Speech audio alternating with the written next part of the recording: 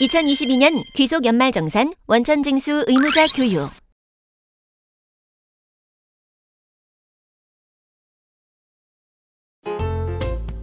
안녕하세요.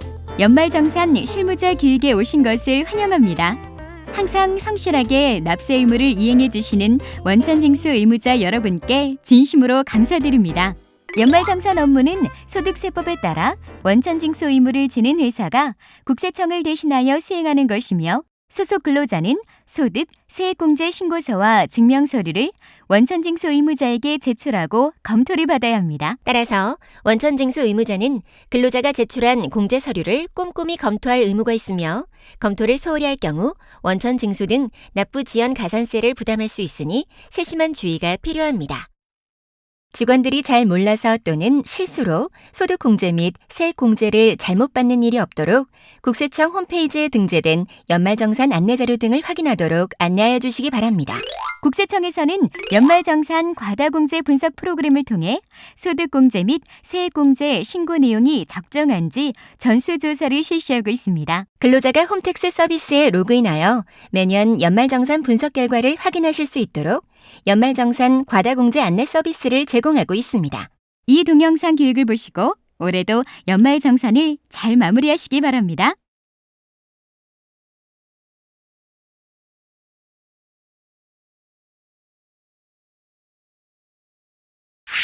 (2022년) 귀속 연말정산 개정세법 안내. 교육에 앞서 2022년 귀속 연말정산과 관련하여 개정된 세법 내용을 살펴보면 다음과 같습니다.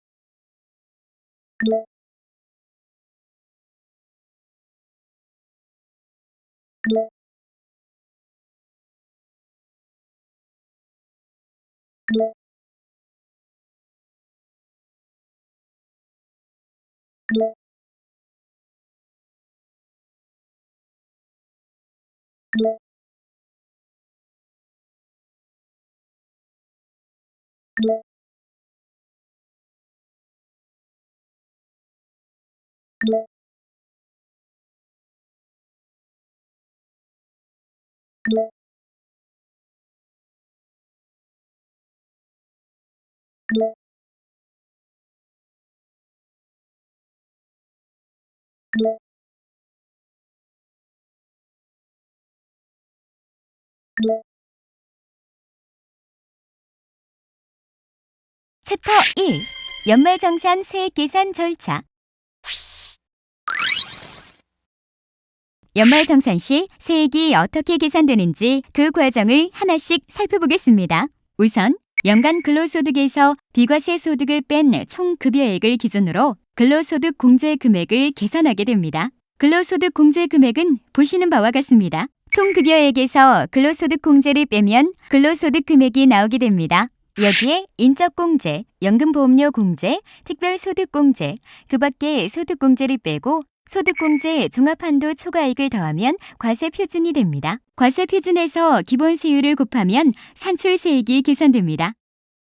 인적공제 중 기본공제는 본인, 배우자, 생계를 같이 하는 부양가족에 대해 한 명당 연 150만 원을 공제하는데요. 나이 요건과 소득 요건을 만족하여야 하며 장애인의 경우 나이 요건에는 제한이 없습니다. 소득 요건은 연간 소득금액 100만 원 이하여야 하나 근로소득만 있는 자는 총 급여액이 500만 원 이하여야 합니다. 여기서 생계를 같이 하는 부양가족이란 주민등록표에 동거가족으로서 해당 근로자의 주소 또는 거소에서 현실적으로 생계를 같이 하는 사람을 말합니다. 단, 직계비속과 입양자는 주소에 관계없이 생계를 같이 하는 것으로 보며 거주자 또는 동거가족이 취약, 질병의 요양, 근무상 또는 사업상의 형편으로 본래의 주소 또는 거소를 일시 퇴거한 경우에도 생계를 같이 하는 것으로 봅니다.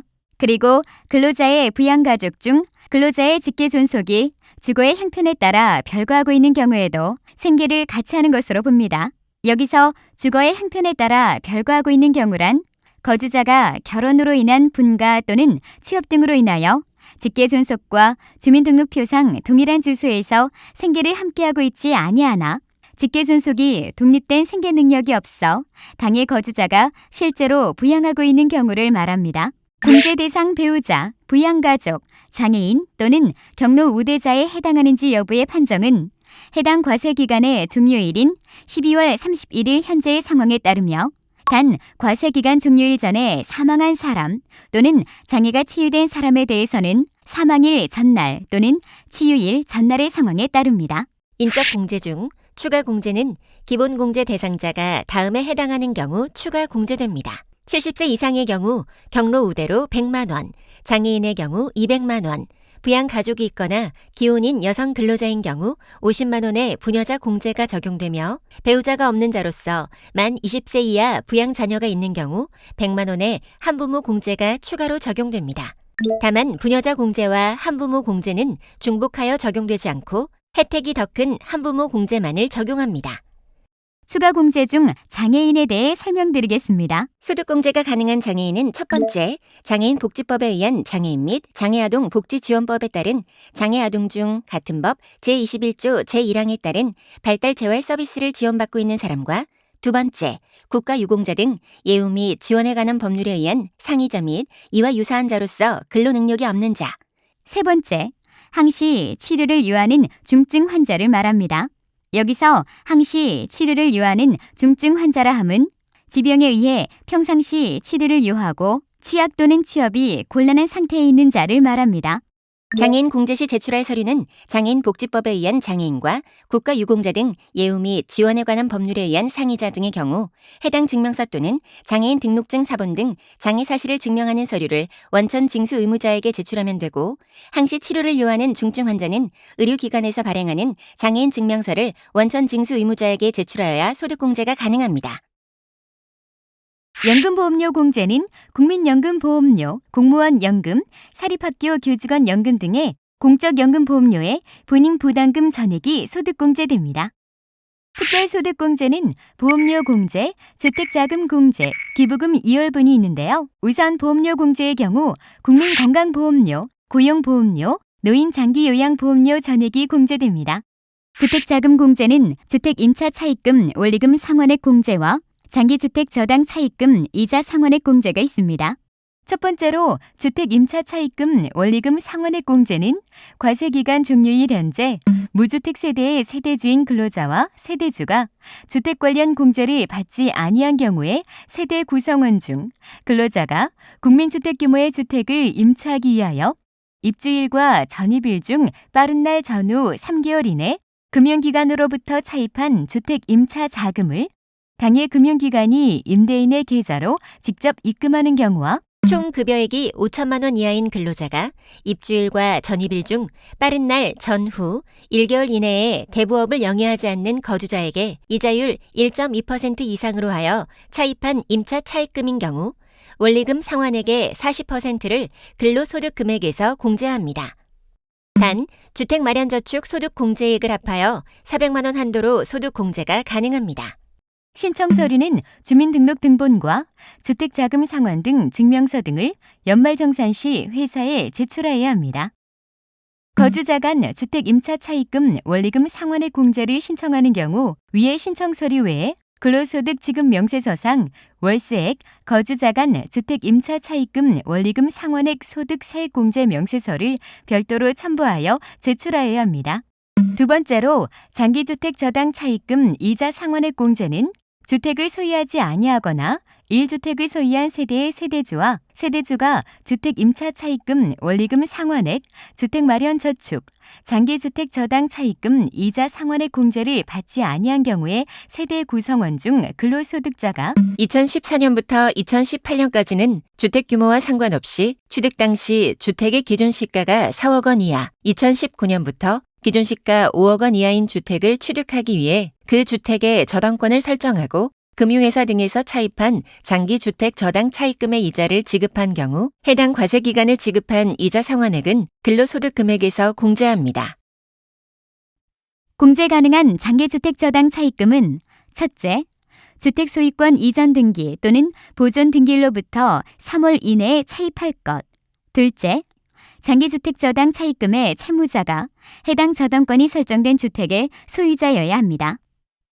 그리고 세대주에 대해서는 실제 거주 여부와 관계없이 적용하고 세대주가 아닌 근로자에 대해서는 해당 주택에 실제 거주하는 경우에만 적용합니다.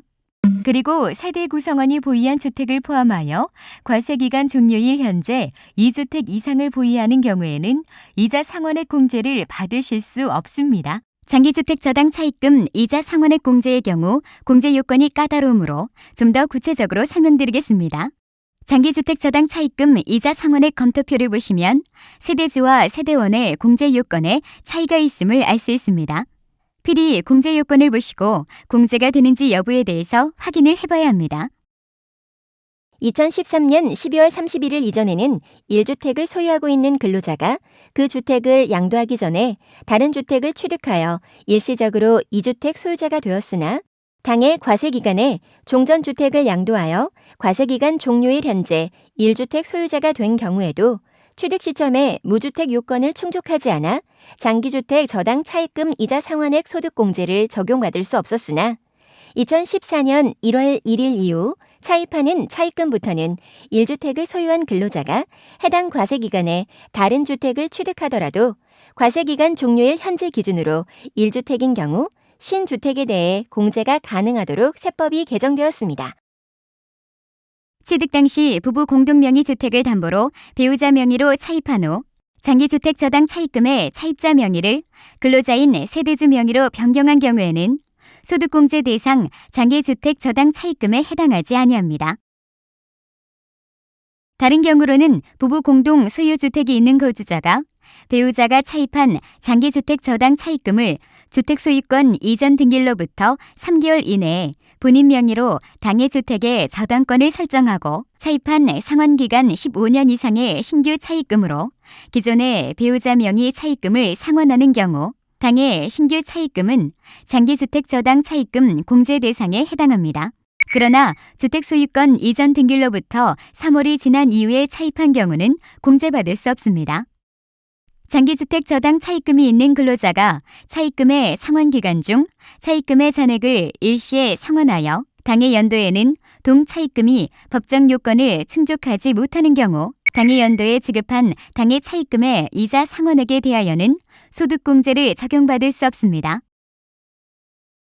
상환기간 20년 이상의 장기주택 저당 차입금이 있는 근로자가 그 상환기간 중 차입금의 잔액을 15년 경과 후 그 상환기간 만료 전에 일시에 상환하는 경우 당해 연도에 지급한 이자 상환액은 공제할 수 있습니다. 장기주택 저당 차입금을 차입한 거주자가 당해 차입금의 상환기간 중에 동차입금을 다른 금융기관으로 증액하여 이전하는 경우 당해 다른 금융기관이 기존의 장기주택 저당 차입금의 잔액을 직접 상환하고 당해 주택의 저당권을 설정하는 형태로 장기주택 저당 차입금을 이전하는 경우에 한해 그 이전한 차입금은 기존 차입금의 잔액을 한도로 하여 장기주택 저당 차입금으로 보는 것입니다.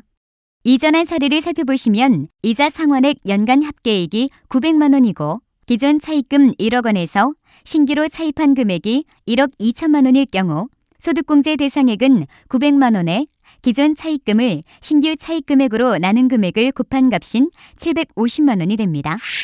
건축법상 업무시설인 오피스텔은 주택법상 국민주택기금의 용자 대상에 포함되지 않는 것으로 장기주택 저당 차입금 이자 상환액 공제 대상 주택이 아니며 동일자의 1주택을 취득 양도한 경우에는 1주택을 양도한 후 다른 1주택을 취득한 것으로 보아 동규정을 적용하게 됩니다.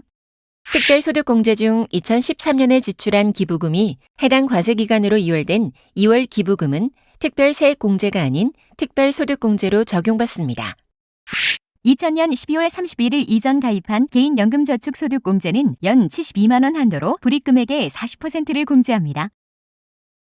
2001년 1월 1일 이후 가입한 연금저축은 2014년 귀속분부터 연금계좌 세액공제 항목으로 전환되어 400만 원 한도로, 퇴직연금 계좌와 합하여는 700만 원을 한도로 총 급여액 5,500만 원 이하자는 15%, 추가자는 12%를 세액공제하니 유의하시기 바랍니다. 2020년부터 만 50세 이상자에 대한 연금계좌 세액공제 한도가 200만 원 확대되었습니다.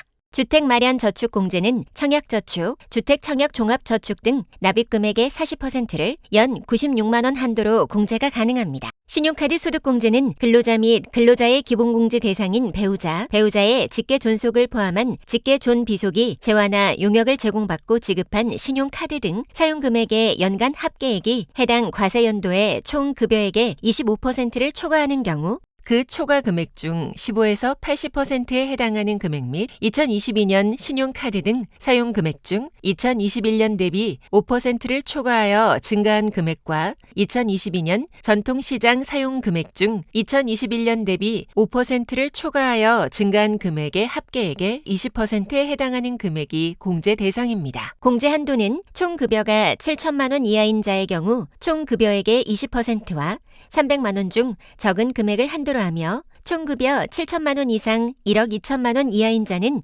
250만 원, 1억 2천만 원 초과자는 200만 원이 한도입니다. 공제 한도 초과액 중 전통시장 사용분과 대중교통 이용분, 총급여 7천만 원 이하자의 도서공연 등 사용분, 2022년 신용카드 등 소비 증가분에 대해서는 각각 최대 100만 원까지를 한도로 추가 공제가 가능합니다. 그러나 기본 공제 대상인 형제자매의 신용카드 등 사용금액은 공제 대상 사용금액에 포함되지 아니합니다. 신용카드 등 사용금액에는 신용카드, 현금 영수증으로 사용한 금액을 말하며 여신전문금융업법에 따른 직불카드 또는 선불카드, 전자금융거래법에 따른 직불전자지급수단, 선불전자지급수단 또는 전자화폐를 사용하여 그 대가로 지급하는 금액을 포함합니다. 신용카드 등 사용금액에 제외되는 항목이 있는데요. 사업 관련 비용, 비정상적 사용액, 자동차 구입 비용, 보험료 및 공제료, 교육비, 공과금, 자산의 구입 비용, 기부금, 월세액 세액공제 대상액, 면세점에서 면세물품 구입 비용 등은 신용카드 등 사용금액에서 제외합니다. 다만 2017년 1월 1일 이후부터 신용카드 등으로 구입하는 중고 자동차는 구입금액의 10%를 신용카드 등 사용금액에 포함합니다.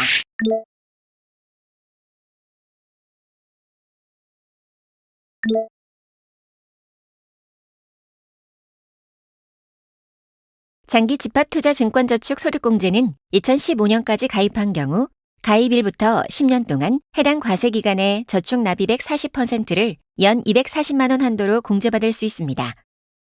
다만 해당 과세기간의 총 급여액이 8천만 원을 초과하는 근로자는 소득공제를 받을 수 없습니다.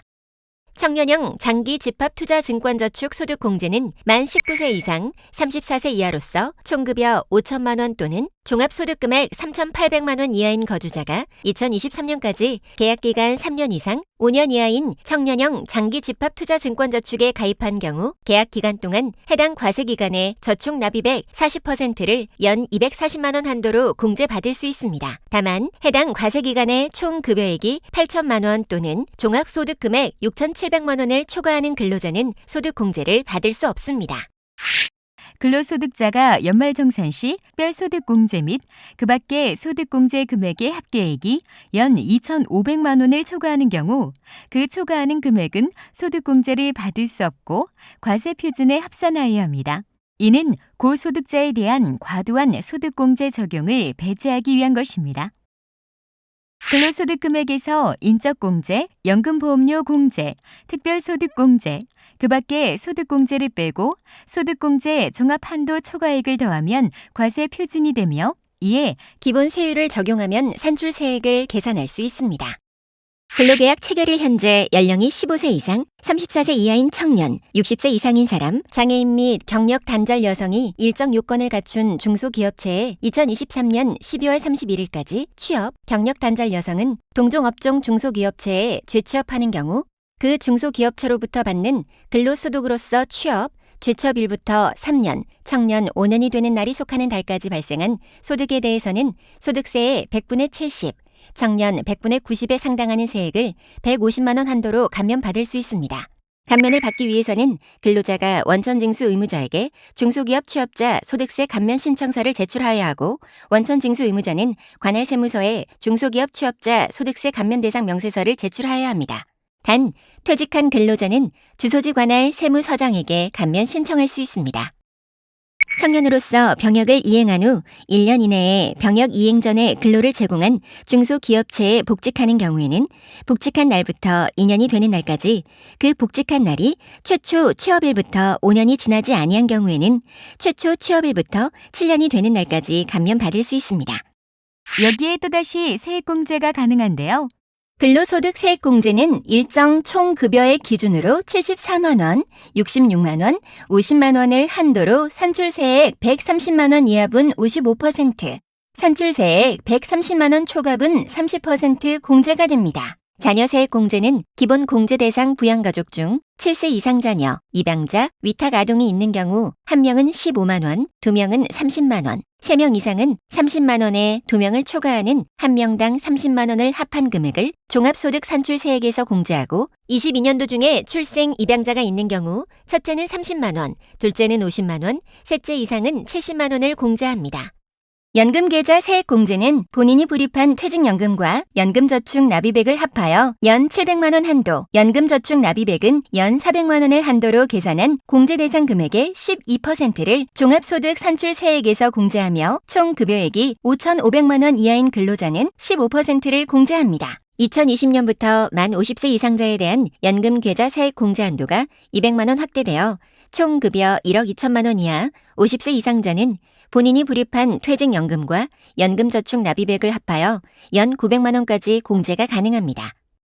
개인 종합자산관리 계좌의 계약기간이 만료되고 해당 계좌잔액의 전부 또는 일부를 연금 계좌로 납입한 경우 그 납입한 금액의 10%에 해당하는 금액의 12%를 종합소득 산출세액에서 공제하며 총 급여액이 5,500만 원 이하인 근로자는 15%를 공제합니다. 다만 개인 종합자산관리 계좌 전환 금액에 대한 추가 세액 공제 한도는 연금 계좌로 전환한 연도에 한하여 적용합니다. 여기서 연금계좌 납입액이란 근로자 퇴직급여보장법에 따른 확정기여형 퇴직연금, 개인형 퇴직연금, 중소기업 퇴직연금과 과학기술공제회법에 따른 퇴직연금 계좌의 본인 납입액과 연금저축계좌의 본인 납입액을 말합니다. 특별세액공제에는 보험료 세액공제, 의료비 세액공제, 교육비 세액공제, 기부금 세액공제, 표준 세액공제가 있습니다. 우선 보험료 세액공제의 경우 보장성 보험료는 100만 원을 한도로 계산한 공제 대상 금액의 12%를, 장애인 전용 보장성 보험료는 100만 원을 한도로 계산한 공제 대상 금액의 15%가 세액 공제됩니다. 그리고 보장성 보험료는 근로자 본인이 계약을 하고 보험료를 지급하여야 하나, 기본 공제 대상인 부양가족의 명의로 계약한 경우에도 당해 근로자가 보험료를 실제로 납입한 경우에는 공제 대상이 됩니다. 따라서 보험계약자가 나이 요건 또는 연간 소득 금액의 요건을 충족하지 않는 부양가족은 해당 근로자가 보험료 세액공제를 받을 수 없습니다. 단, 맞벌이 부부의 경우 근로자가 계약자이고 피보험자가 부부 공동인 보장성 보험의 보험료는 근로자가 보험료 세액공제 받을 수 있습니다. 의료비 세액공제는 나이 및 소득의 제한을 받지 않는 기본공제 대상자를 위하여 지출한 의료비로서 총 급여액의 3%를 초과하는 금액의 15%를 세액공제하는데요. 본인 65세 이상자, 장애인에 대한 의료비와 난임 시술비, 미수가, 선천성 이상화와 건강보험 산정 특례자로 등록된 자에 대한 의료비는 공제 한도가 없으며 소득금액, 연령 제한이 없는 부양가족은 연 700만 원 한도가 있습니다. 의료비 세액공제 대상은 진찰, 치료, 질병 예방을 목적으로 의료법에 정한 의료기관에 지급한 비용과 치료, 요양을 위하여 약사법에 의한 의약품, 한약을 구입하는 비용, 장애인 보장구를 직접 구입하거나 임차하기 위하여 지급한 비용, 의사 등 처방에 따라 의료기기를 직접 구입하거나 임차하기 위하여 지급한 비용, 안경 또는 콘택트 렌즈 구입 비용, 보청기 구입 비용, 노인 장기 요양보험법에 따라 실제 지출한 본인 일부 부담금, 해당 과세기간 총급여 7천만 원 이하자의 산후조리원 비용이 출산 1회당 200만 원 한도로 공제 대상입니다. 다만 미용, 성형수술 비용 및 건강증진 의약품 구입 비용은 공제 대상에서 제외되니 유의하시기 바라며 올해 중에 수령한 실손의료보험금은 공제 대상 의료비에서 차감해야 함도 주의하시기 바랍니다. 교육비 세액공제는 나이 제한을 받지 않는 기본공제 대상자를 위하여 지급한 교육비로서 본인이 대학, 대학원 등에 지출한 교육비는 전액 공제 대상이며 연령 제한이 없는 부양가족 중 취약 전 아동 및 초중고생을 위하여 지출한 교육비는 한 명당 300만 원, 대학생을 위하여 지출한 교육비는 한 명당 900만 원 한도로 계산한 공제 대상 금액의 15%를 종합소득산출세액에서 공제합니다. 단, 직계 존속을 위하여 지출한 교육비와 본인을 제외한 부양가족을 위하여 지출한 대학원 교육비는 공제 대상에서 제외됩니다. 교육비는 원칙적으로 해당 과세 기간 중에 지출한 교육비를 공제하는 것이나 고등학교 재학 중에 특차 모집에 합격하여 납부한 대학 등록금 같은 특수한 경우는 대학생이 된 연도의 근로소득에서 교육비 세액 공제가 가능합니다. 그리고 소득 금액 연령 제한이 없는 장애인 재활교육을 위한 특수교육비는 전액 공제 대상이 되며 이 경우에는 직계 존속을 위하여 지출한 교육비도 공제 대상이 됩니다. 근로자가 국외에서 근무하는 경우 국외 교육비는 우리나라의 유아교육법에 따른 유치원, 초중등교육법 또는 고등교육법에 따른 학교에 해당하는 교육기관에 지출한 교육비를 말하며 근로자가 국내에서 근무하는 경우는 고등학생과 대학생을 제외한 취약 전 아동, 초등학생, 중학생은 국외 유학에 관한 규정 제5조에 따른 자비 유학의 자격이 있는 자와 국외 유학에 관한 규정 제15조에 따라 유학을 하는 자로서 부양 의무자와 국외에서 동거한 기간이 1년 이상인 학생만 대상이 됩니다.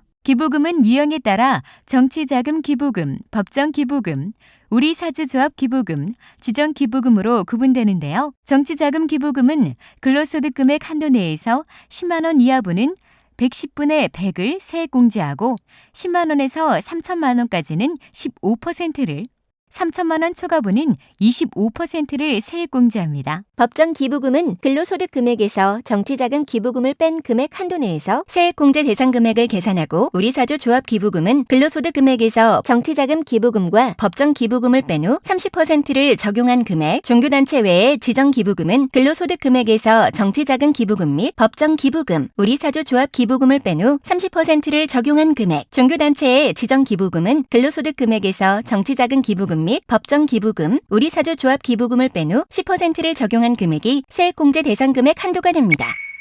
한도 내의 법정 기부금, 우리사주 조합 기부금, 지정 기부금 공제 대상 금액을 합하여 1천만 원까지는 20%를, 1천만 원 초과분은 35%를 세액 공제합니다. 같은 유형의 기부금 중 이월된 분과 당해 연도 분이 동시에 있는 경우 이월된 기부금을 당해 연도 기부금보다 우선하여 공제합니다. 또한 기부금 중 당해 연도에 공제를 받지 못한 기부금 중 법정 기부금과 지정 기부금은 10년간 2월 공제가 가능합니다.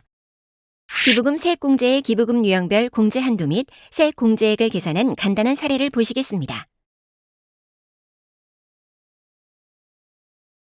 만약 근로자가 특별소득공제, 특별세액공제, 월세액 세액공제를 신청하지 않은 경우에는 연 13만 원을 표준 세액공제로 종합소득산출세액에서 공제합니다.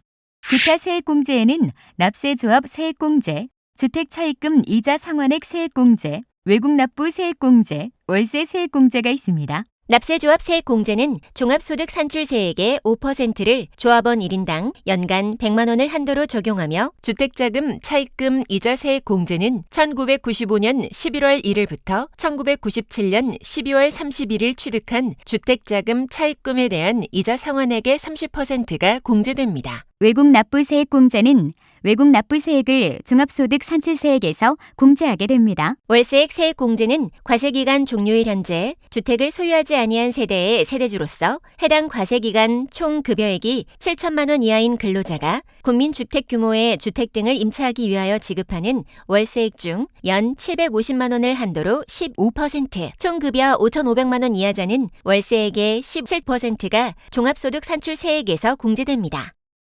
공제 요건으로 임대차 계약증서의 주소지와 주민등록표 등본의 주소지가 같을 경우 세액공제가 가능하고 2017년부터는 근로자의 기본공제 대상자가 계약을 체결한 경우에도 공제받을 수 있습니다.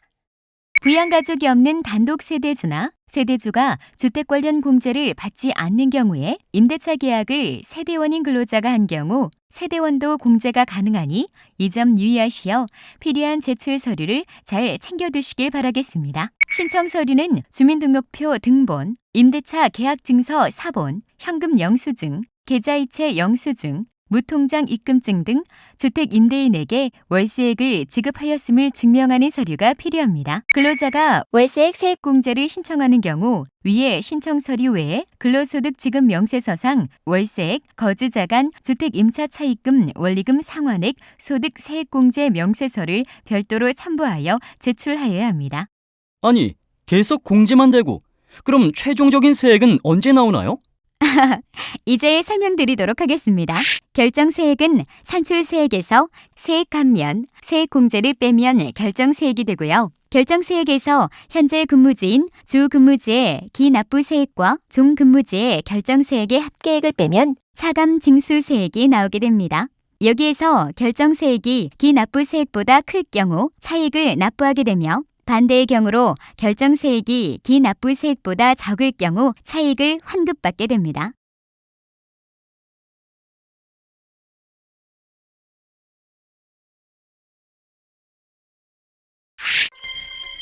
챕터 2. 원천징수 의무자 서류 제출 의무. 이제까지 과세 표준 및 세액 계산 과정을 살펴보았습니다. 위에서 설명드린 소득, 세액 공제를 받기 위한 증명 서류 및 작성 서류는 다음과 같으므로 연말정산 업무 시 참조하시기 바랍니다.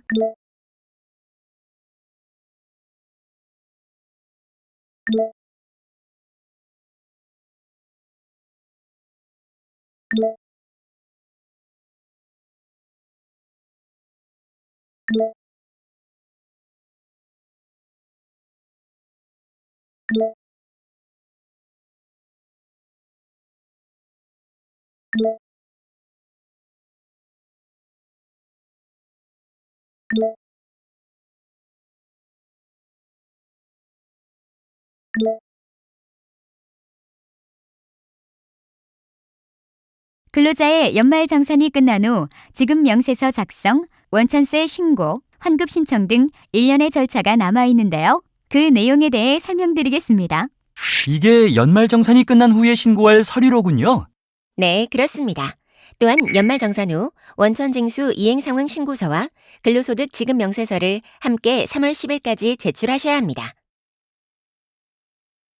우선 원천징수 이행상황신고서상 5번 총 지급액란에 기재되는 금액은 회사에서 지급한 인건비에서 지급 명세서 작성 제외 대상 비과세 소득은 차감하고 기재를 합니다. 즉 비과세 소득 중 일부 제외 대상을 빼고 5번 총 지급액란을 작성하는 것입니다.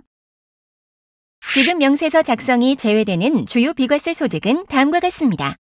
실업급여, 육아휴직급여, 출산 전후 휴가급여, 전직지원금, 육아휴직수당, 일직료, 숙직료 또는 여비로서 월 20만 원 이내의 자가운전 보조금, 사용자가 부담하는 건강보험료, 고용보험료, 식사대가 지급명세서 작성 제외 대상 주요 비과세 소득에 해당됩니다. 2022년부터는 근로자가 본인이 소유한 차량뿐만 아니라 본인 명의로 임차한 차량을 직접 운전하여 업무 수행에 이용하고 받는 월 20만 원 이내의 자가운전 보조금을 받는 경우 또한 비과세에 되는 범위에 포함되도록 소득세법 시행령이 개정되었습니다. 지급 명세서에 기재하여야 하는 주요 비과세 및 감면소득은 다음과 같습니다. 이 비과세 소득은 지급 명세서 작성 대상이면서 원천징수 이행상황신고서상 총 지급액란에 기재가 되어야 합니다. 꼼꼼히 확인해 보세요.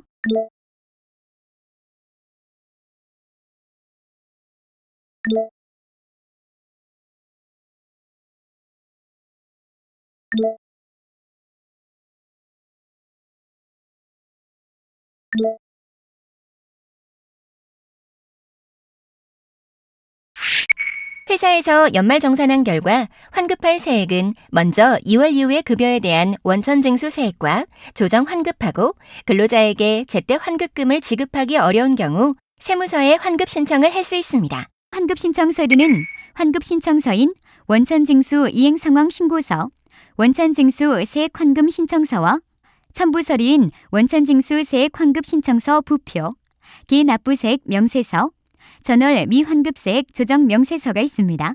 전월 미환급세액 조정 명세서는 환급 신청 시 전월 미환급세액이 있는 경우에만 작성합니다. 단, 연말정산한 결과로 발생한 환급세액을 연말정산하는 달에 원천 징수하여 납부할 소득세에서 조정 환급한 경우 환급 신청 서류에 조정 환급한다는 내용을 기재하여 원천징수 이행상황 신고서, 원천징수 세액 환급 신청서만 제출하면 됩니다. 환급 신청 시 작성할 서식을 보도록 하겠습니다.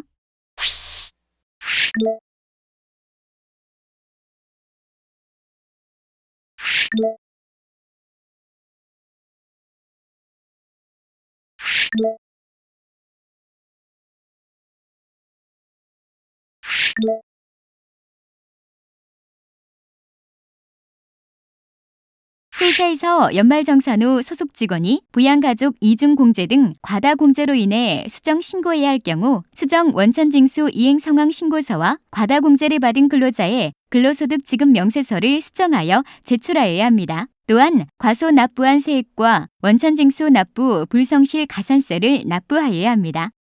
연말정산 과다공제에 따른 원천세 수정 신고 시 작성할 서식을 보도록 하겠습니다.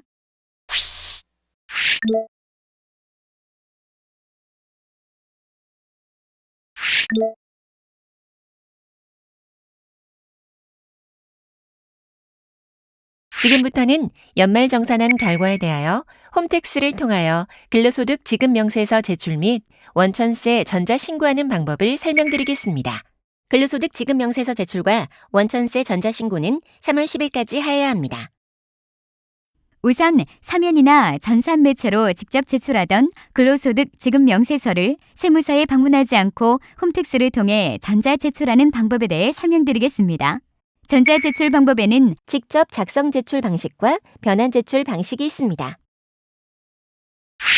홈택스에 접속한 후 로그인합니다. 신청 제출을 선택하고 신청 제출 화면에서 근로, 사업 등 지급 명세서를 선택합니다. 근로, 사업 등 지급 명세서 제출 화면에서 근로소득 지급 명세서를 선택합니다. 제출 방식 선택 화면에서 직접 작성 제출 방식이나 변환 제출 방식을 선택하여 지급 명세서를 작성합니다. 직접 작성 제출 방식은 근로소득, 의료비, 기부금만 제공되고 관연도 지급 명세서를 직접 작성 제출 방식으로 수정 제출 또는 기한 후 제출할 수 있습니다. 편리한 연말정산에서 지급 명세서 생성 또는 일괄 생성으로 넘어온 연말정산 자료는 직접 작성 제출 방식을 선택해서 자료를 확인 후 전송해야 제출이 완료됩니다. 스텝 1. 과세자료 제출에 1. 기본정보 입력에서 원천징수 의무자 기본사항을 확인하고 사업자 번호를 확인합니다. 저장 후 다음 이동 버튼을 클릭하면 아래와 같이 동작합니다. 편리한 연말정산에서 지급 명세서 생성 또는 일괄 생성으로 넘어온 연말정산 자료는 임시 저장 상태입니다. 작성 중인 임시 자료만 있을 경우 확인 클릭 시 작성 중인 자료를 불러옵니다. 전송 완료된 자료만 있을 경우 확인을 클릭하면 제출 완료한 자료를 불러오고 취소를 클릭하면 아무것도 작성하지 않은 상태로 새로 작성할 수 있습니다. 확인을 선택해야 하는데 취소를 잘못 선택해도 상세 화면에서 제출 자료 불러오기 기능을 이용해 제출 완료한 자료를 불러올 수 있습니다.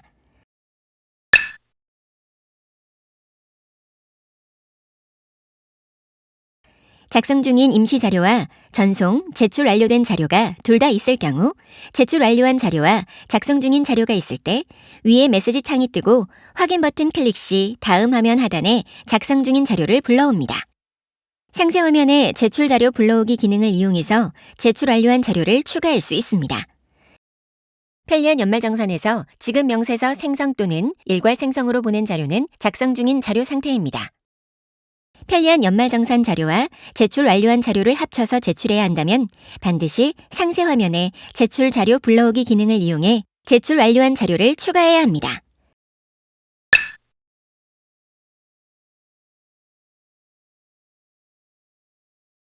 스텝 1. 과세 자료 제출에 2. 상세 내역 입력에서 소득자 상세 내역을 입력하고 지급 명세서를 작성합니다. 소득자 인적 사항에서 주민등록번호를 입력하고 확인 버튼을 클릭합니다. 성명은 반드시 입력해야 합니다. 근무처별 소득 명세에 주, 현 작성 버튼을 클릭하면 아래로 팝업이 펼쳐지며 주, 현 정보를 입력할 수 있습니다.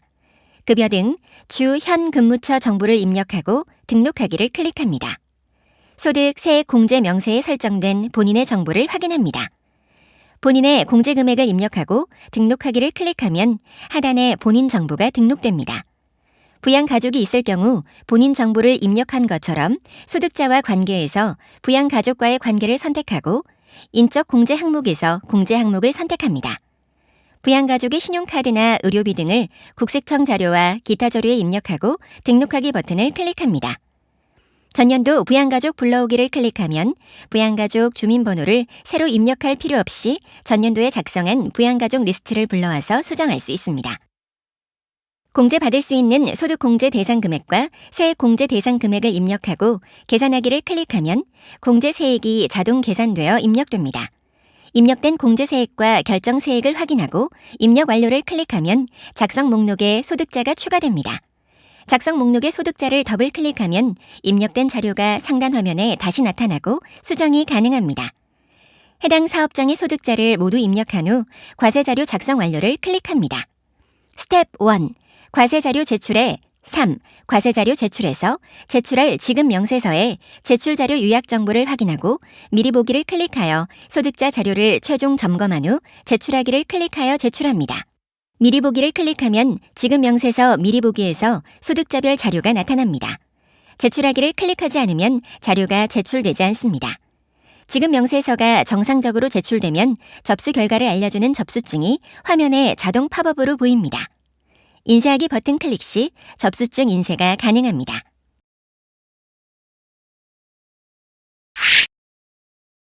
스텝 1.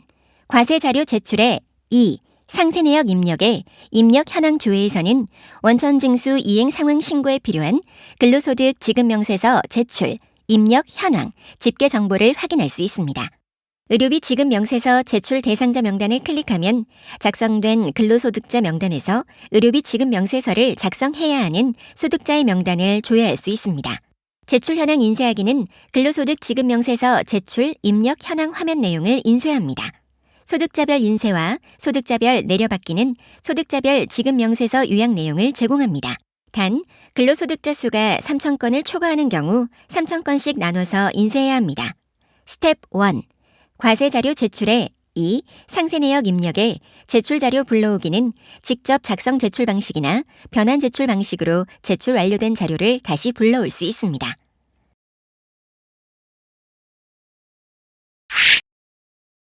스텝 1. 과세자료 제출에 1. 전자파일 변환에서 오류 검증합니다. 제출할 전산매체 파일을 선택하여 업로드하고 민원 종류와 해당 과세년월을 확인합니다.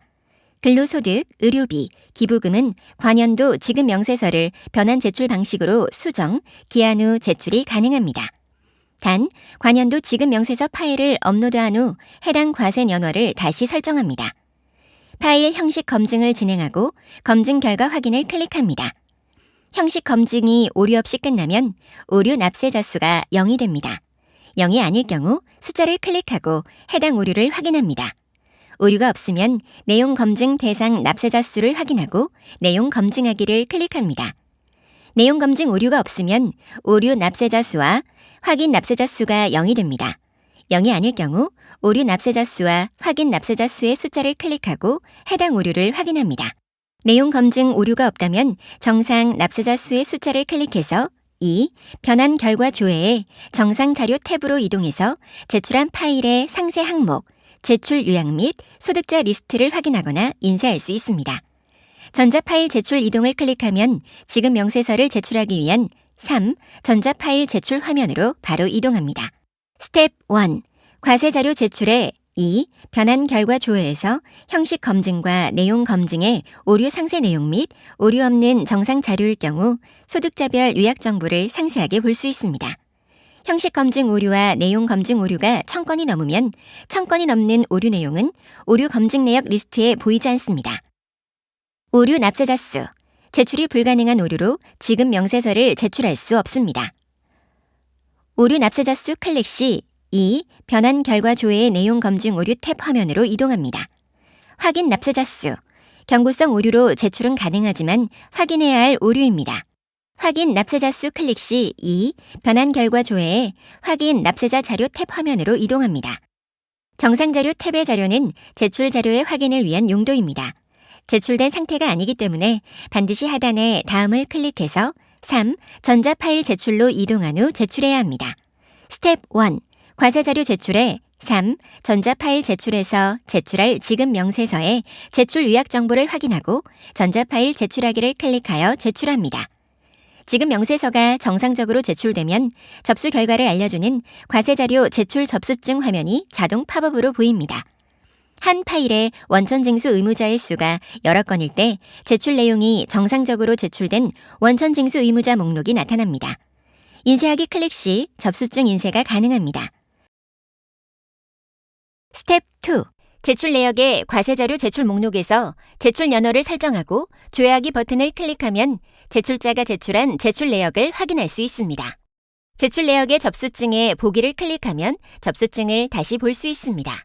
접수 번호를 클릭하면 지급 명세서 미리 보기 화면에서 소득자 자료를 확인할 수 있습니다. 근로소득 지급 명세서의 경우 근로소득 지급 명세서 제출 현황 기능에서 제출된 근로소득 지급 명세서의 제출 내역 집계 및 소득자별 요약 자료를 제공하고 있습니다. 일부 지급 명세서의 경우 소득자가 여러 명인 경우 한 번에 선택해서 지급 명세서 서식 형태로 일괄 출력이 가능한 일괄 출력 기능을 제공합니다. 근로소득 지급 명세서의 경우 원천 징수 의무자가 직접 제출한 자료는 인증서로 로그인하고 개인정보 공개 여부를 공개로 선택해서 일괄 출력하면 성명과 주민번호의 가림 표시를 해제하고 출력 가능합니다. 스텝 2. 제출 내역에 나의 과세 자료 제출 현황을 클릭하면 원천 징수 의무자가 제출하지 않아도 원천 징수 의무자 대리인이 홈택스에 제출한 제출 내역 목록을 확인할 수 있습니다. 지금부터는 홈택스를 통하여 원천세 전자신고를 하는 방법에 대해 설명드리겠습니다. 홈택스 로그인 후 신고 납부, 세금 신고, 원천세 메뉴를 클릭합니다. 홈택스에서 제공되는 프로그램으로 작성하는 정기신고, 기한 후 신고, 수정신고 작성과 회계 프로그램을 이용하여 변환하는 파일 변환 신고, 회계 프로그램 중에 하나를 선택합니다. 방법 1. 신고 유형, 정기, 수정, 기한 후에 맞는 버튼을 선택하여 클릭합니다. 방법 2. 파일 변환 신고, 회계 프로그램 버튼을 클릭하여 진행합니다. 변환 신고 이용 시 유의사항. 변환 신고 화면 상단에 변환 순서에 유의하여 신고 제출해 주시기 바랍니다. 신고서 작성하기를 클릭하여 신고서를 작성합니다.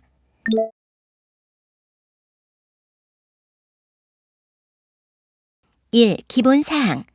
귀속, 지급 연월 선택 후 사업자 번호 우측에 확인을 클릭하면 해당 사업자의 매월, 반기 정보가 신고 구분에 자동 지정됩니다.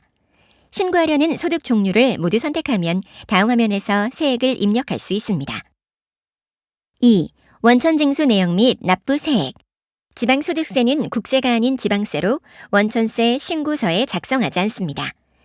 각 소득별 계에서 마이너스인 징수세액은 총 합계의 징수세액에 반영되지 않으며 다음 화면 환급 세액 조정에 15번 일반 환급 항목으로 입력됩니다. 근로소득 가감계의 징수세액 마이너스 128만 6,025는 총 합계에 반영되지 않습니다. 18번 조정 대상 환급 세액이 있는 경우 징수세액에서 조정 차감하여 납부세액을 계산합니다. 징수세액 2만 원이 있는 기타 소득에 9번 당월 조정 환급 세액에 2만 원을 입력하여 납부세액을 0으로 만듭니다. 이때 18번 조정 대상 환급 세액 128만 6,020원 한도 내에서 조정할 수 있습니다. 3. 환급 세액 조정. 근로소득 가감계의 징수소득세 128만 6,020원은 15번 일반 환급에 반영되었으며 18번 조정 대상 환급 세액에도 반영되며 기타 소득 가감계의 당월 조정 환급 세액 2만 원은 19번 당월 조정 환급 세액 합계에 반영됩니다. 그리고 20번 차월 2월 환급 세액에는 18번 조정 대상 환급 세액에서 19번 당월 조정 환급 세액란의 금액을 제한 금액이 반영됩니다. 전월에 신고한 원천징수 이행 상황 신고서상에 20번 차월 2월 환급 세액이 있는 경우 12번 전월 미환급 세액에 21번 환급 신청액이 있는 경우에는 13번 기환급 신청한 세액의 금액을 작성해야 합니다. 20번 차월 2월 환급 세액과 21번 환급 신청액이 있는 경우 환급 신청할 수 있습니다. 20번 차월 2월 환급 세액 126만 6,020원은 한도 내에서 환급 신청할 수 있습니다. 4. 신고서 부표 이자소득, 배당소득 등 부표를 작성해야 하는 소득 종류를 신고하는 경우 세부사항을 입력합니다. 5. 환급 신청서 부표 환급 신청서 부표에 기납부 원천징수 세액, 주, 현, 종, 전이 있는 경우에는 기납부 세액 명세서를 작성해야 합니다. 원천징수 이행상황 신고서에 환급 세액 조정에 12번 전월 미환급 세액의 금액이 있는 경우에는 전월 미환급 세액 조정 명세서를 작성해야 합니다. 환급 신청액이 2천만 원 이상인 경우에는 계좌번호를 입력할 수 없으며 별도로 국세 환급금 계좌 개설 신고서를 제출하여야 합니다. 6. 기납부 세액 명세서 원천징수 신고납부 현황은 환급 신청 대상 소득 및 세무 코드에 기납부한 세액을 귀속연월 1월부터 순차적으로 작성해야 합니다.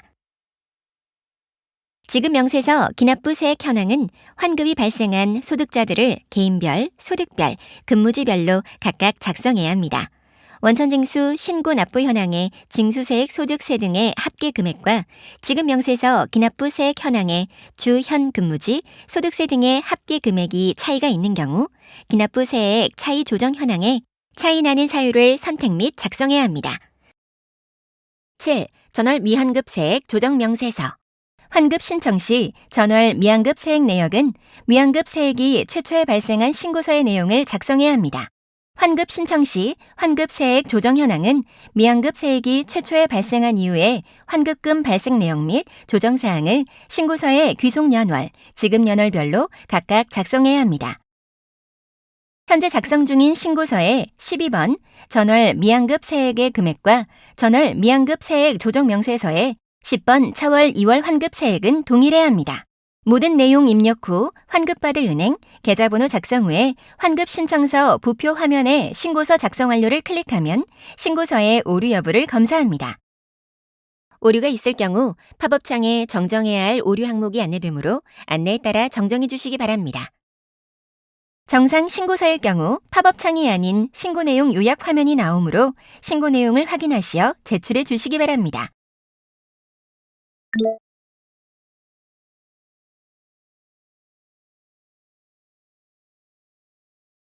정상적으로 홈택스에 전송이 되면 접수 결과를 알려주는 팝업창이 보여집니다. 접수증은 인쇄하여 보관한 후 확인하였습니다를 체크하여 접수증을 닫습니다. 홈택스 홈페이지에서도 신고 납부, 원천세에 스텝 2 신고 내역을 클릭하면 신고 결과를 확인하고 접수증을 인쇄할 수 있습니다. 스텝 2. 신고 내역에서 원천징수 이행 상황 신고서와 납부서를 서식 형태로 인쇄할 수 있습니다. 납부할 세액이 있는 경우에만 납부서 팝업창에서 각 세목의 납부서를 선택하여 인쇄할 수 있습니다. 납부 세액이 없으면 아래 그림과 같이 납부서를 인쇄할 수 없는 상태로 조회됩니다.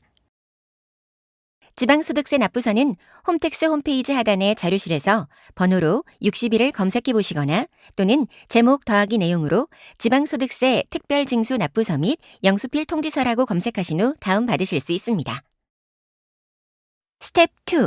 신고 내역에 신고서 목록 중 인쇄하고자 하는 원천징수 이행 상황 신고서에 접수 번호를 클릭하여 나오는 팝업창에서 해당 신고서를 서식 형태로 인쇄할 수 있습니다.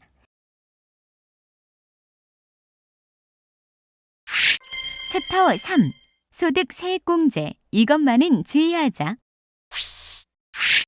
근로소득 연말정산은 근로자 급여 및 각종 공제 증명 자료를 징수 의무자가 확인하여 근로자별로 소득세를 확정짓는 절차인데요. 일부 근로자의 경우 신고 내용에 실수나 세액 축소 목적으로 사실과 다르게 소득공제와 세액공제를 신청하는 등 잘못된 연말정산으로 의심되는 사례가 나타나고 있답니다. 국세청은 성실하게 신고하는 대다수 근로자가 상대적으로 불이익을 받지 않도록 잘못 공제하는 사례를 방지하기 위해 노력 중이며 이의 일환으로 연말정산 과다공제 분석 프로그램을 개발하여 공제 오류 발생 여부를 중점 관리하고 있습니다. 연말정산 과다공제에 따른 가산세 부담을 사전에 방지하기 위하여 소득공제와 세액공제 증명서류에 대해 다음 항목을 중점적으로 점검할 필요가 있습니다. 자세한 사항은 여기를 참조하세요.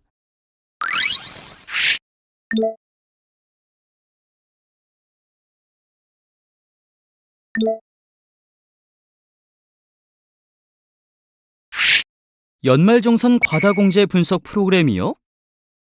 연말정산 신고 내역을 전산으로 분석하여 소득기준 초과 부양가족이나 부양가족 중복공제, 연금저축, 기부금, 교육비, 주택자금공제 등 과다공제 항목을 국세 통합전산망으로 관리하는 시스템이랍니다. 아, 그렇군요. 연말정산 신고 시 과다공제의 유형이 어떤 것이 있는지 자세히 설명해 주세요. 연말정산 오류를 범하지 않도록 해당되는 항목이 있는지 살펴보시고 진행하시면 됩니다. 첫 번째로 근로소득, 양도소득, 퇴직소득, 사업소득, 부동산 임대소득 등의 소득금액이 100만 원을 초과하거나 근로소득만 있는 자는 총 급여액이 500만 원을 초과하는 부양가족에 대해서는 기본 공제뿐만 아니라 추가 공제 및 보험료, 교육비, 신용카드, 현금 영수증 등에 대한 공제를 받을 수 없지만 기본 공제를 받은 오류 유형이 있습니다. 소득 유형별 소득 금액이 100만 원 초과한 사례를 보시려면 여기를 참조하세요.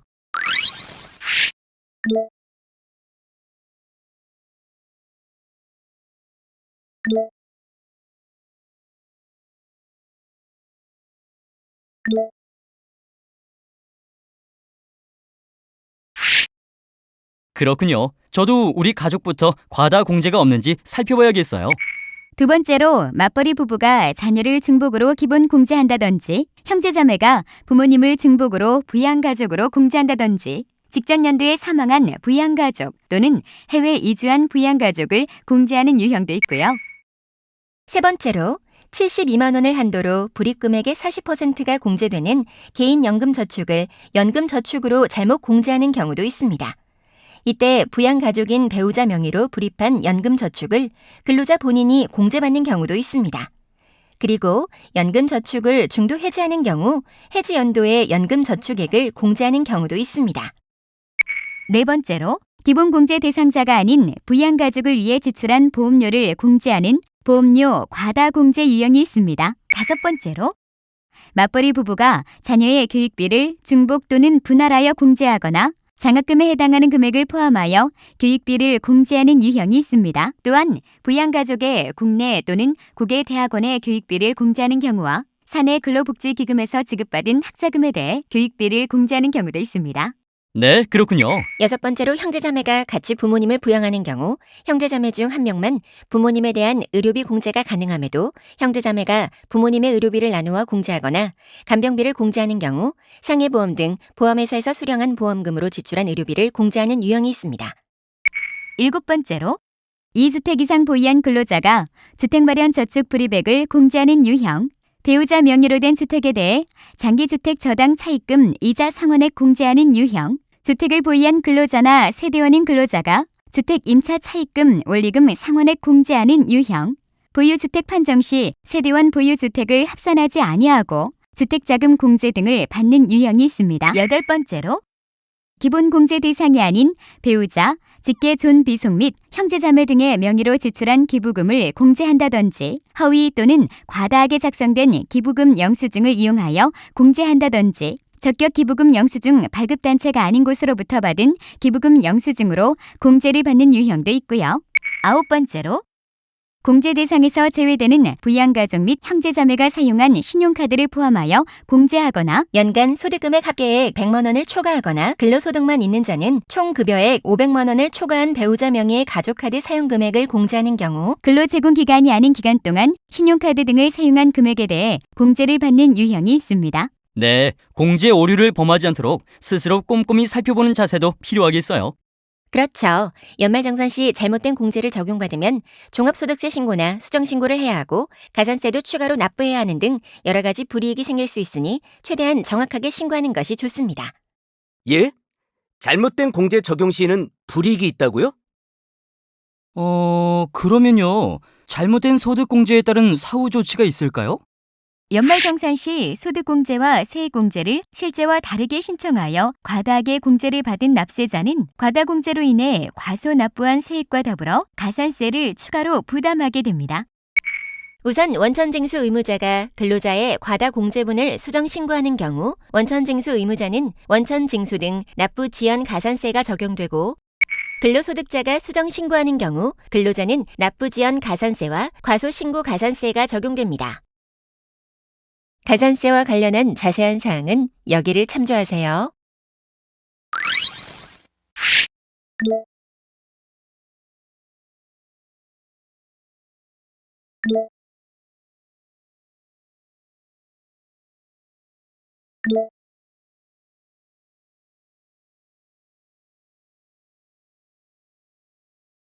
조심스러워서 그런지 연말정산을 진행하면서도 궁금한 게 많아질 것 같네요.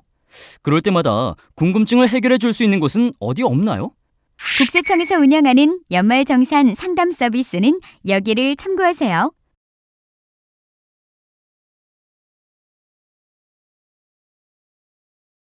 챕터 4. 자주 묻는 연말정산 Q&A.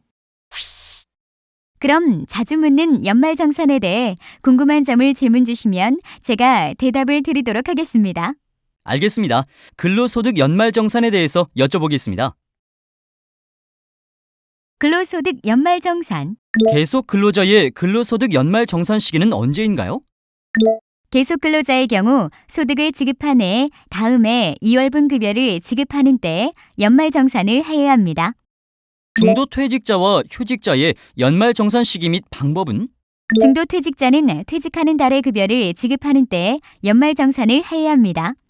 퇴직자가 연도 중 재취업을 하는 경우에는 전 근무지 근로소득을 합산하여 연말정산을 할 수 있도록 전 근무지에서 교부받은 근로소득 원천징수 영수증을 현 근무지 원천징수 의무자에게 제출하여야 합니다.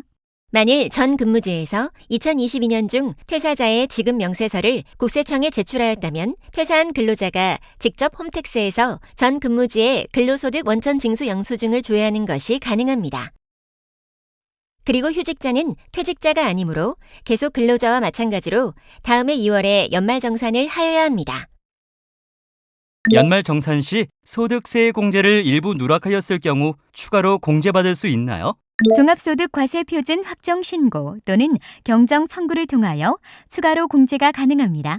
근로자의 소득공제 누락분에 대하여는 근로자 본인이 다음 연도 5월 중에 주소지 관할 세무서장에게 종합소득 과세표준 확정 신고를 하거나 국세기본법 제45조의 2, 제4항의 규정에 따라 근로자 본인 또는 원천징수 의무자가 소득공제나 세액공제 누락분을 반영하여 경정 청구를 할 수 있습니다.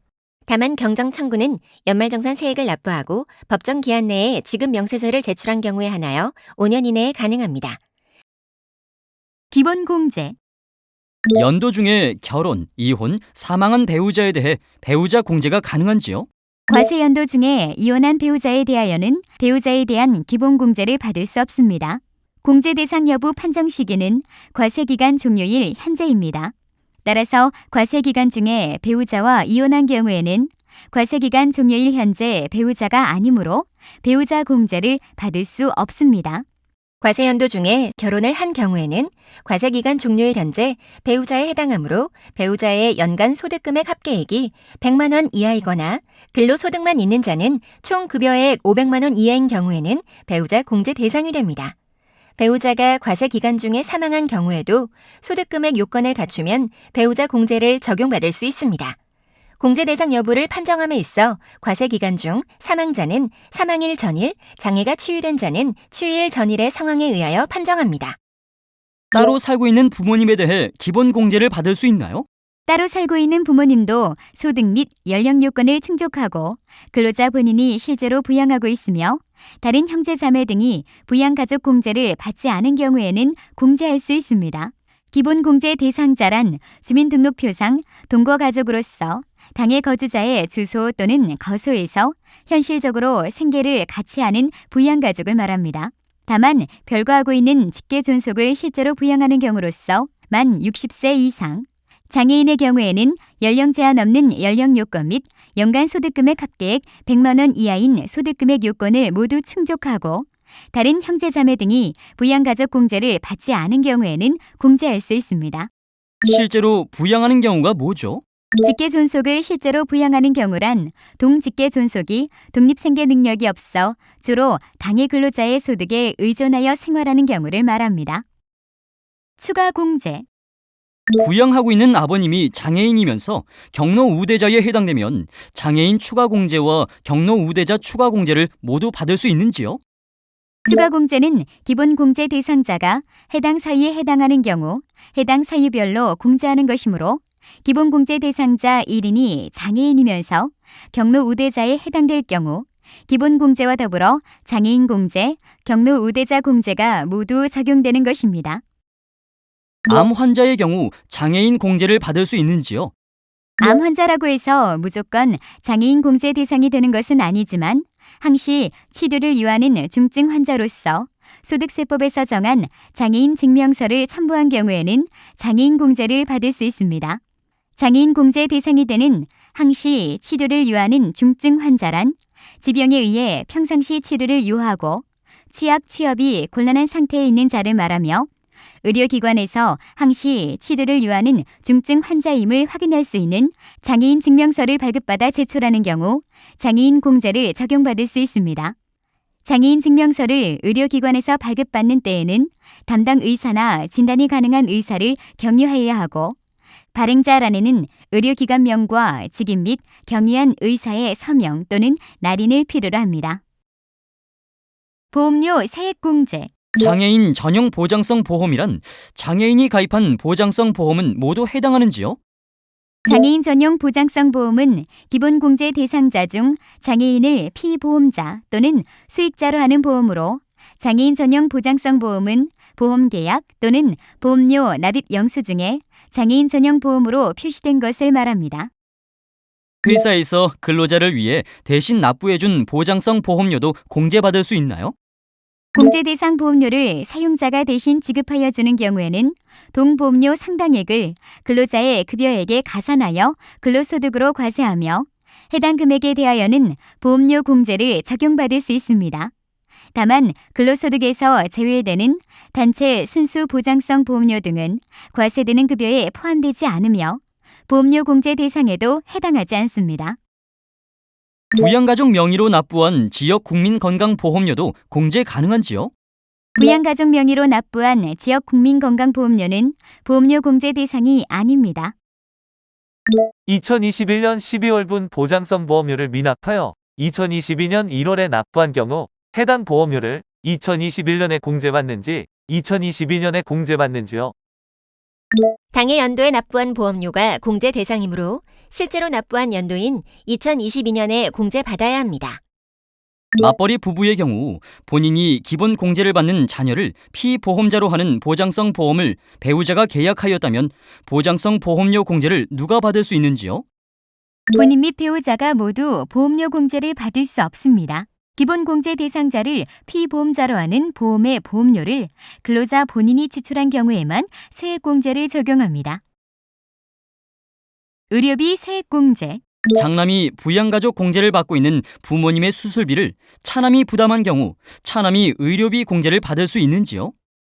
의료비 공제를 받을 수 없습니다. 본인의 기본 공제 대상자가 아닌 직계 존속에 대한 의료비는 공제 대상이 아닙니다. 이 경우 장남의 경우에도 직계 존속의 의료비를 본인이 부담하지 않았으므로 의료비 공제를 받을 수 없습니다. 공제 대상 의료비를 신용카드로 계산하면 의료비 공제와 신용카드 공제를 모두 적용받을 수 있나요? 의료비를 신용카드 등으로 계산하는 경우 의료비 공제와 신용카드 등 사용금액 소득 공제를 모두 적용받을 수 있습니다. 간병비가 의료비 공제 대상이 되나요? 의료비 공제 대상에 해당되지 않습니다. 일반적으로 간병비의 경우 의료기관에서 간병인을 고용하여 간병 용역을 환자에게 제공하는 것이 아니라 의료기관이 간병인을 소개시켜주는 역할만 하게 되므로 간병인에 대한 지출 비용은 의료비 공제 대상에 해당하지 않습니다. 건강기능식품 구입비도 의료비 공제가 가능한지요? 건강기능식품에 관한 법률에 의한 건강기능식품을 구입하고 지급하는 비용은 의약품 구입 비용이 아니므로 공제 대상 의료비에 포함되지 않습니다. 교육비 세액공제. 처남의 대학 등록금을 근로자 본인이 부담한 경우 교육비 공제를 받을 수 있나요? 연간 소득금액 합계액이 100만 원 이하이거나 근로소득만 있는 자는 총 급여 500만 원 이하이며 주민등록표 등본상 같이 등재된 자로서 생계를 같이 하는 처남의 교육비를 근로자 본인의 근로소득에서 지급한 경우에는 교육비 공제를 받을 수 있습니다. 장학금을 일부 받은 경우 장학금 부분에 대하여도 공제를 받을 수 있는지요? 교육비 공제를 적용함에 있어 학교로부터 받는 장학금 등 등록금 감면액이 있는 경우 그 감면액을 제외한 실제 납부 금액만을 공제하는 것입니다. 올해 대학 수시 모집에 합격하여 미리 납부한 대학 입학금 등은 금년 연말 정산 시 공제할 수 있는지요? 올해 교육비로 공제받을 수 없습니다. 대학에 수시 모집으로 합격하였다고 하여도 입학 시까지는 대학생이 아닙니다. 따라서 올해 납부한 금액은 대학생이 된 연도인 내년에 교육비로 공제받을 수 있습니다. 초등학생인 아들의 학원비와 태권도장 수강료에 대해 교육비 공제받을 수 있나요? 교육비 공제를 받을 수 없습니다. 사설학원에 지출한 교육비는 초중등교육법이나 고등교육법에 의한 학교 등에 지출한 교육비가 아니므로 교육비 공제 대상이 아닙니다. 다만 취학전 아동이 주 1회 이상 월 단위 교습을 받고 지출한 비용으로서 학원의 설립, 운영 및 과외 교습에 관한 법률에 따른 학원 또는 일정한 체육시설에 지급한 수강료는 교육비 공제 대상에 포함됩니다. 취업 전 자녀를 위해 지출한 대학교 등록금은 본인이 공제받을 수 있나요? 교육비 세액 공제를 받을 수 있습니다. 연도 중 혼인, 이혼, 별거, 취업 등의 사유로 인하여 기본공제 대상자에 해당되지 않게 된 종전의 기본공제 대상자를 위해 해당 사유가 발생된 날까지 이미 지출한 금액이 있는 경우 보험료, 의료비, 교육비에 대해 세액 공제가 가능합니다. 따라서 해당 연도 취업한 자녀를 위해 취업 전에 근로자가 교육비를 지출하였다면 교육비 세액 공제를 받을 수 있습니다. 기부금 세액 공제. 소득이 없는 배우자나 부모님이 지급한 기부금도 공제 대상이 되는지요? 2011년 지출하는 기부금부터 기본 공제 대상인 배우자, 직계 존속, 직계 비속, 형제 자매 등이 지출한 기부금도 공제 대상이 됩니다. 단, 기본공제 대상이 아닌 자가 지출한 기부금은 공제받을 수 없습니다. 또한 정치자금 기부금과 우리사주조합 기부금은 근로자 본인 지출분만 공제가 가능합니다. 특별재난구역에서 20시간 자원봉사를 한 경우 기부금 공제를 얼마나 받을 수 있는지요? 특별재난구역 복구를 위하여 자원봉사한 경우 그 용역의 가액은 법정 기부금에 해당하며 자원봉사 용역의 가액은 봉사 일수에 5만 원을 곱한 금액을 기부금으로 공제받을 수 있습니다. 봉사 일수는 총 봉사 시간을 8시간으로 나누어 계산하며 소수점 이하는 1일로 계산합니다. 따라서 20시간 자원 봉사한 경우는 3일 봉사한 것에 해당되어 15만 원이 법정 기부금 공제 대상 금액이 됩니다. 자녀 세액 공제. 손자에 대하여도 자녀 세액 공제를 적용받을 수 있는지요? 손자, 손녀는 자녀 세액 공제 대상 자녀에 해당하지 않습니다. 따라서 손자, 손녀에 대하여는 자녀 세액 공제를 적용받을 수 없습니다. 자녀 세액 공제 대상 자녀의 범위가 어떻게 되는지요? 자녀 세액 공제 대상 자녀에는 기본 공제 대상자에 해당하는 자녀, 입양자, 위탁 아동이 포함됩니다. 20세 초과한 자녀에 대하여도 자녀 세액 공제가 가능한지요? 20세가 초과되어 연령 요건이 충족되지 않아 기본공제 대상자에 해당하지 않는 자녀에 대하여는 자녀 세액공제를 적용할 수 없습니다. 소득금액이 100만 원 이하이거나 근로소득만 있는 자는 총급여 500만 원 이하이면서 20세 이하인 자녀만을 기준으로 공제 대상 여부를 판단합니다. 다만 자녀가 장애인이라면 20세 초과된 자녀라도 연간 소득금액의 합계액이 100만 원 이하이거나 근로소득만 있는 자는 총급여액 500만 원 이하인 경우 기본 공제 대상에 해당되므로 자녀세액 공제 대상 자녀 수에 포함하여 판단합니다. 기본 공제 대상 자녀가 5세에 1명, 8세에 1명, 2022년 출생자녀 1명을 포함하여 모두 3명인 경우 자녀 세액 공제 금액은 자녀 세액공제는 기본 공제 대상자인 자녀가 7세 이상인 경우 2인 이하는 1명당 15만 원이고 3인 이상인 경우 30만 원에 2인을 초과하는 1명당 30만 원을 합한 금액을 세액 공제하며 출생 입양자가 셋째인 경우 70만 원을 세액 공제합니다. 따라서 자녀 세액 공제액은 7세 이상 자녀가 1명이므로 15만 원이 되고 2022년에 셋째 자녀를 출생하였기에 70만 원을 공제하여 총 85만 원을 세액 공제받습니다.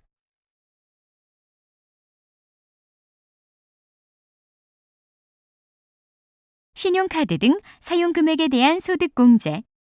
입사 전이나 퇴사 후에 사용한 신용카드 등 사용금액도 공제되는지요? 공제되지 않습니다. 근로제공기간 중에 사용한 금액만이 공제 대상이 됩니다. 가족카드의 경우 대금 지급자 기준으로 공제를 하는 것인지 아니면 카드 사용자 기준으로 공제를 하는 것인지요? 사용자 기준으로 소득공제를 적용합니다. 예를 들어 맞벌이 부부로서 부인 명의로 발급받은 가족카드 사용액을 남편이 결제하는 경우라도 해당 사용금액에 대하여는 부인이 소득공제를 받을 수 있습니다. 맞벌이 부부의 경우 남편이 기본 공제를 받은 자녀의 신용카드 사용 금액을 아내가 소득 공제 받을 수 있는지요? 다른 거주자의 기본 공제를 받은 자의 신용카드 등 사용액을 본인이 공제받을 수는 없습니다. 따라서 남편이 자녀의 기본 공제를 받은 경우 해당 자녀의 신용카드 등 사용액을 아내가 공제받을 수는 없으며 남편이 소득 공제를 받아야 합니다. 학원의 교육비를 신용카드로 납부하였는데 연말 정산 시 어떤 공제가 적용되는지요? 학원비를 신용카드를 이용하여 결제한 금액은 신용카드 등 사용금액에 대한 소득공제 대상입니다. 또한 취약전 아동의 경우에는 주 1회 이상 월 단위로 교습받는 학원, 일정한 체육시설 등의 교육비를 신용카드로 지출하였을 경우 신용카드 등 사용금액 공제와 교육비 공제를 모두 적용받을 수 있습니다. 유치원이나 어린이집에 납부하는 수업료, 입학금, 보육 비용은 신용카드로 결제 시 신용카드 등 사용금액 소득 공제 가능한지요? 유아교육법, 초중등교육법, 고등교육법 또는 특별법에 의한 학교 및 영유아 보육법에 따른 어린이집에 납부하는 수업료, 입학금, 보육비용, 기타 공납금은 신용카드 등 사용금액에 대한 소득공제가 불가능합니다. 신용카드로 납부한 전기요금이나 수도요금은 신용카드 등 소득공제가 가능한지요? 신용카드로 전기요금이나 수도요금을 납부하는 경우 해당 금액은 소득공제 대상 신용카드 등 사용금액에서 제외됩니다. 기타 소득공제. 소득이 없는 배우자나 부양가족 명의로 가입한 주택마련저축도 공제받을 수 있나요? 공제 대상이 아닙니다. 근로자 본인 명의로 가입한 것만 주택마련저축의 공제 대상이 될 수 있습니다. 세대주가 주택자금 공제나 주택마련저축 공제를 받지 않았으면 세대원이 주택마련저축 공제를 받을 수 있는지요? 근로소득이 있는 세대주만 주택마련저축 공제를 받을 수 있습니다. 즉 세대원의 경우 주택마련저축 공제의 대상이 될 수 없습니다. 주택마련저축을 연도 중에 해지하는 경우 해지 전 불이백을 공제를 받을 수 있나요? 청약저축에 가입하여 연도 중에 중도 해지하는 경우 당해 연도 불이백은 주택마련저축 공제 대상에 포함하지 아니하는 것입니다. 다만 주택 당첨이나 만기 등 당초 가입 목적 달성으로 해지하는 경우에는 공제 대상에 포함되는 것입니다. 막혔던 속이 뻥 뚫린 느낌입니다. 덕택에 이번 연말정산은 실속 있고 성실하게 신고를 잘 해낼 것 같다는 느낌이 팍팍 듭니다. 도움이 되었다니 저희도 기쁘네요. 오리 없는 연말정산, 성실한 연말정산, 편리한 연말정산 서비스와 함께하세요.